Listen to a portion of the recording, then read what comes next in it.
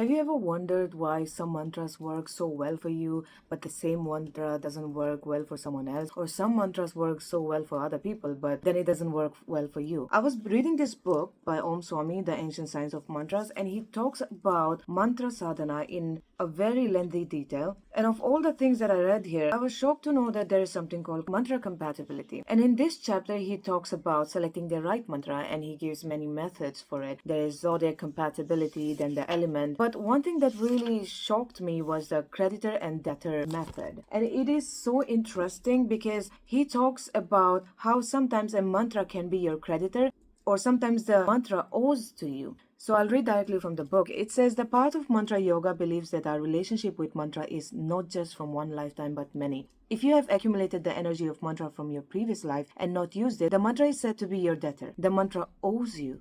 Chanting a debtor mantra is more beneficial because you already start with the base. It brings quicker results. If you got initiated into a mantra in your past life and utilized its power without accumulating it by chanting or invoking it, then the mantra is your creditor. You owe the mantra. Therefore, in this lifetime, when you chant the mantra, the first major chunk will not yield any results because a debt is owed. So, for those of you who are sincerely performing the rites of invocation and chanting for many years and you're still not getting any results from your mantra, then you need to check for the debtor and creditor compatibility. I'm going to put some screenshots in this video so that you can know, and I'm going to put it right from the book so that you can also calculate if you don't have time to read this book. But if you do have time to read this book, you need to read this book because it's mind-blowing.